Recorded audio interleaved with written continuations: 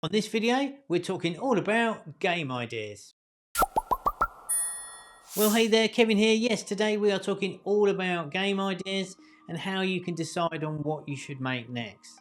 Now, coming up with new game ideas can sometimes be tricky, so it's always best to take some of the guesswork out of this process right from the beginning.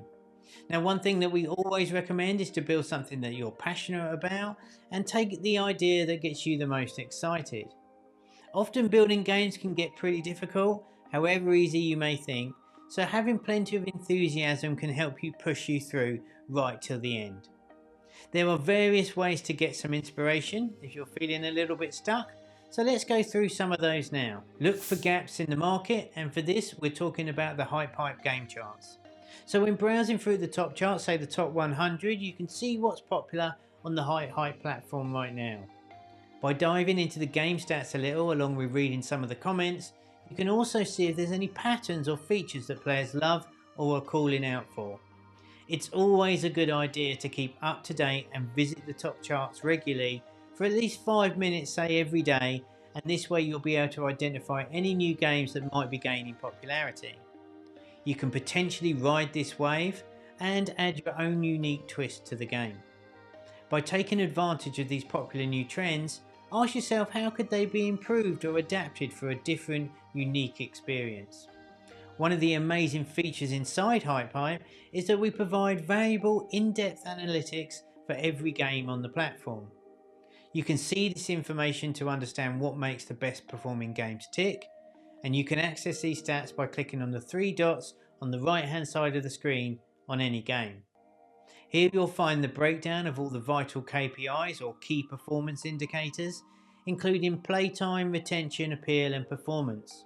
Understanding these metrics is a vital part for breaking down the success of a game and, most importantly for the scope of this video, identifying opportunities to model and improve on potential weaknesses. For instance, if playtime and retention are strong but the appeal is super low, it could be that the theme is just not resonating with the audience. Or even the screenshot is poorly executed and dragging the whole project down. This is truly unique on the HypeHype platform and why it's first on our list. Social trends. There's always new waves of trends on TikTok that can be tapped into. This is where, as a game designer, you need to always be thinking about ways to gamify such trends with a goal not only to ride these waves, but also how your game's longevity can outlast them. One great example here is the bottle flipping trend. This exploded on social media and has stood the test of time. Now, this is most likely due to the nature of the activity being skill based, along with the fact that it's super simple in concept. Everyone can understand exactly how to play. There's also hundreds of ways to expand on the core gameplay here, with new game environments, scenarios, countless level design options and themes. And that leads us on to theming. Can you take an existing game and mechanic and use a different theme to make the game more interesting and appealing? Can changing the game's theme add new aspects to expand on the main core concept? Perhaps turning a motorbike racing game into an ice cream truck racing game can add new twists and story elements and things of that nature. Maybe your bike racing becomes tanks and then you have a whole weapon system built in. Maybe a golf game that uses footballs or basketballs. Or maybe you can even explore changing the theme and add multiplayer or a social aspect as well. Combining genres or mechanics. Now this is a great tactic, is to mix elements for 2 or more genres that don't usually fit together. For instance, can you have a strategy puzzle game or maybe a racing RPG? And by matching up these mechanics you can blend them and reimagine the format to come up with something truly unique yet familiar. Could you add enemies to a standard obby type game? What would an obby game be like if you couldn't jump? What if you had to place platforms to complete each section? Challenging the norm here is often a good idea. Find inspiration from other platforms. So success always leaves clues, and aside from looking daily at the HypeHype top charts, it's also useful to look on other platforms to spot and identify the top performing games on there also. The obvious places like the Apple App Store and Google Play charts are a great place to start, however don't limit yourself just to those. Desktop gaming sites like Steam and itch.io are also great resources too. Whilst we're not suggesting making the new Power or Counter-Strike 2, There are certain elements or small pieces of gameplay that could be ring-fenced to make bite-sized experiences, or more basic version that captures the essence of those big games. There's also browser game portals which are rich in easy accessible titles to view, and most have trending and top charts also. Sites like crazygames.com, pocky.com or now.gg have vast libraries of titles to choose from and often give some stats to dive into too. Roblox minigames also have great affinity with our users, and these are well worth paying attention to. One final suggestion here is the Nintendo Game Store.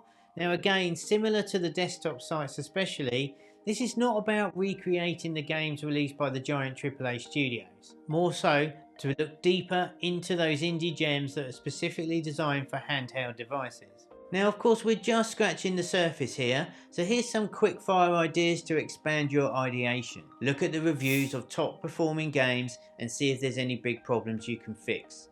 Maybe there's some features you can add. Random game idea generators, and a quick Google search will turn up a few of these, and whilst they are hit and miss, it can result in some interesting left field ideas. Use AI with sites like ludo.ai and their AI powered game ideation tool. These take the random game idea generators to the next level. They even identify current trends and patterns in the mobile markets, and you can choose themes, mechanics and even content for your new game. It's pretty powerful. Retro gaming, researching old console games from Atari and the N64 etc. can reveal some hidden and often forgotten gems. These have simple graphics that rely solely on gameplay, and they could just be ready for a fresh revival. Cartoons and movies, are there any cool action sequences or epic moments that you can try and emulate or reproduce? Think of car chases or fight scenes. Squid Game comes straight to mind here for TV. Pinterest, there's an abundance of content on Pinterest, and you can browse through this if you get really stuck. This can be a great jumpstart for inspiration. Sports, can you reimagine any popular sports or create something fresh and fun? One of the great things about sports in general is the tournaments and leagues that surround them. So that's just a few extra things that you can explore to expand your ideation, but let's cover some important things to remember when we're coming up with new game ideas. Is your game easy to communicate to players? Do they instantly get it? Can you easily roll off an elevator pitch test? And essentially this means if you can't explain your game in one sentence, then chances are it could be a little bit too complicated. Is it a fun concept? Think of this as a toy that's enjoyable to play, and through your game and level design you can create a fun environment or sandbox to play around in. What is the game's demand and marketability? Is the gameplay something that players want and are excited to play? Does it have a good amount of relatability or familiarity? Things like food and everyday activities are great examples here. Setting your games in like supermarkets or fast food places are instantly recognisable to people of any age. And this also goes somewhat hand in hand in appealing to fantasies like a knight or an explorer, maybe a pirate or a cowboy, or maybe a restaurant owner. What is the game scope and what is your expertise? Are you actually capable of building this game?